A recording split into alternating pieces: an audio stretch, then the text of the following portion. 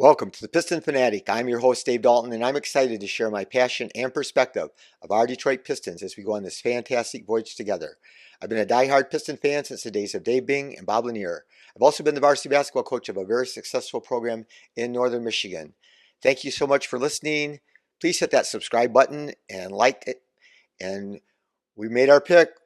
With the number 5 pick, your Detroit Pistons picked Ron Holland out of the G League Ignite. And quite a surprise. Ron Holland was projected, I think, to go probably anywhere between 8 and 12, I'm guessing. But, again, like I talked before, this draft, above any draft I've ever watched, there was such a variance. A lot of players were projected, 7 picks apart. But my guess is that when people break down and give a grade for the draft, that the Pistons will not get a good grade.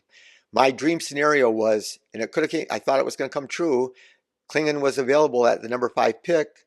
I thought somebody for sure was going to trade down and give us another extra first round pick, and we would trade back, and then we would be able to get one of the players that I like Tejan Salon or Montes Bazelis, or even Ron Holland if it was like the 14th pick. But anyway, that's who we got. Ron Holland is 6'7".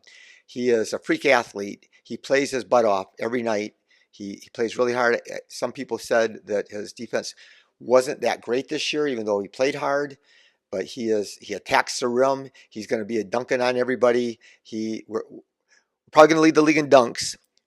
Probably not in three-point percentage, but hopefully Fred Vincent can work his magic with Ron Holland. So Ron Holland averaged 20.6 points a game in the G League, which is impressive. 6.6 rebounds, 3.2 assists, 2.5 steals, which is outstanding. But he shot 44% from the floor and 24% on threes and 76% on free throws. So the other thing that I was wanting is to get why I wanted Buzelis or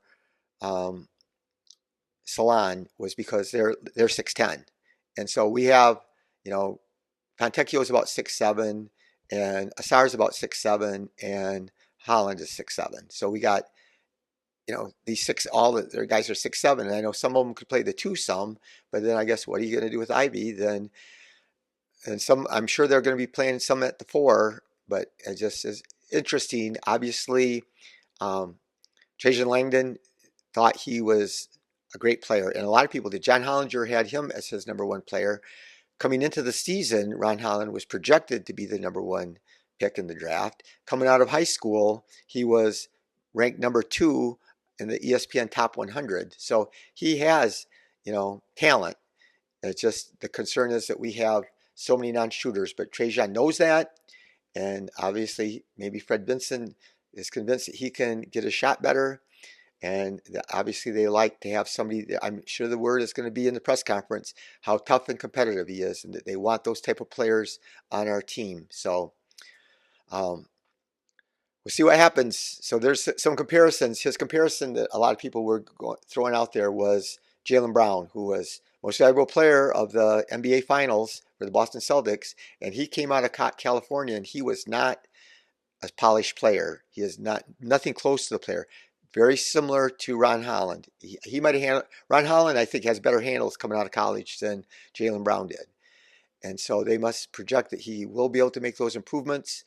And he was also real tough, but wasn't that great a shooter, Jaylen Brown was coming out of college. So we'll see what happens. Anthony Edwards was the number 1 player picked his year, but he was a bad 3-point shooter. His percentage was terrible, but a lot of it was he took terrible shots all the time. So that's pick down and see what the latest thing is. So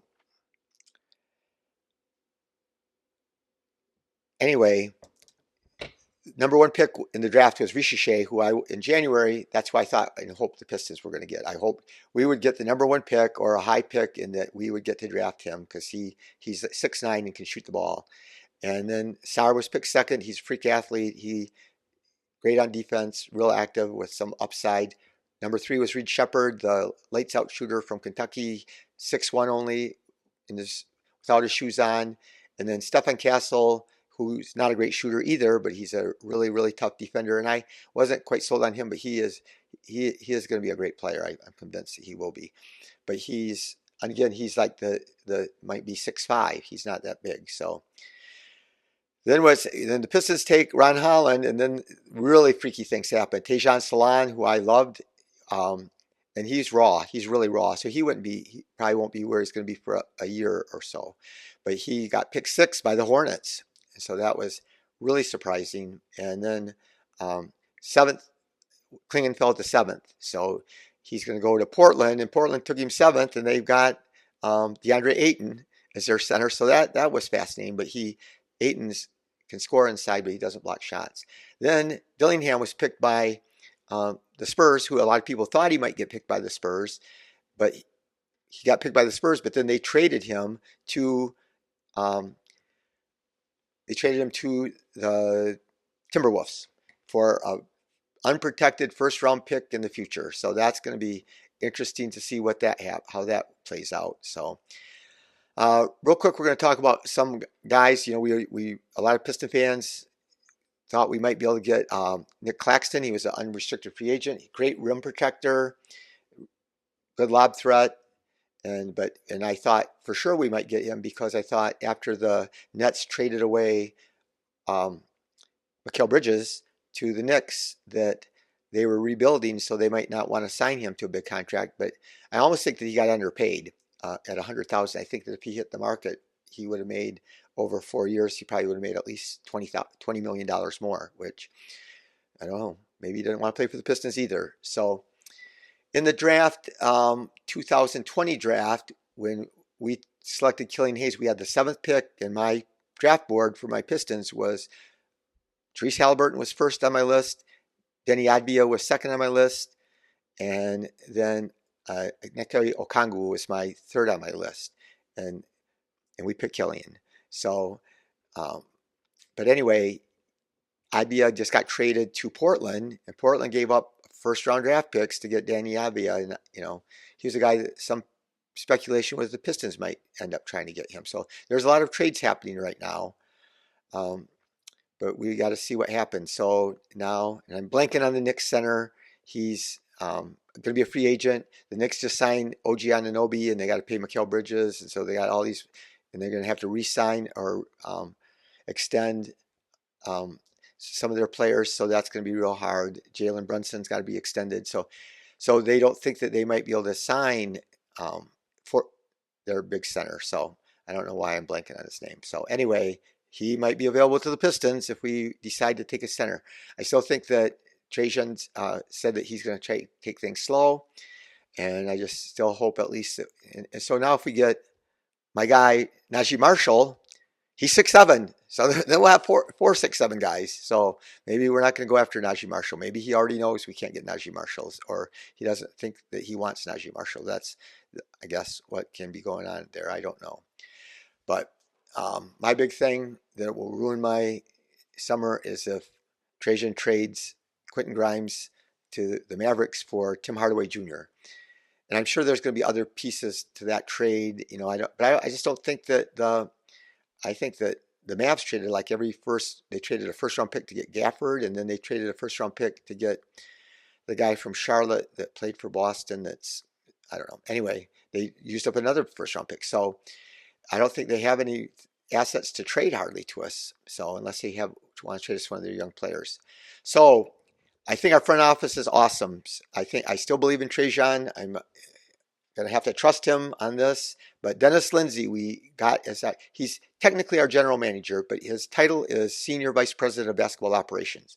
So, but you got to think of him as being the general manager. So he's second in command. And then we got these other guys. One guy we got, Blackstone, he's a salary cap manager. And then we got another guy. So I just think that he's formed a real good front office. And Dennis Lindsey was with Trajan when they were both young with the Spurs. When the Spurs won 2 titles, they were working, they were like lower jobs in the front office for the Spurs. But lots of guys from the Spurs have gone on to be really good at coaching and front office jobs. So, like I said, unlike guys that were assistant coaches for the New England Patriots under Belichick, they end up being bad coaches. It's just there's not one of them that turned out to be good. But hopefully Dennis Lindsey, he not only was with the Spurs, but then he was instrumental in assembling Utah team, that really good team. They made it to the finals, Western Conference Finals. They had a great team. They had like at least 2 years they had the best record in the West when he with the Jazz with Mitchell and Gobert, and he was the one that put that team together.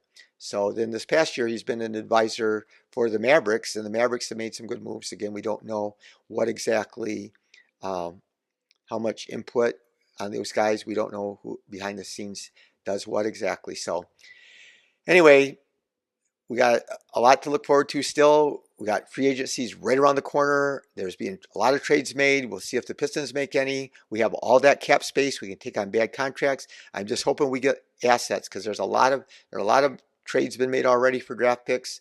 I want us, we have to get draft picks. We have to try to get some more first round picks somehow. And I don't know who has them that would be willing to trade them, but we'll just have to wait and see. So anyway, thank you for listening. I hope you make somebody else's day better, and go Pistons.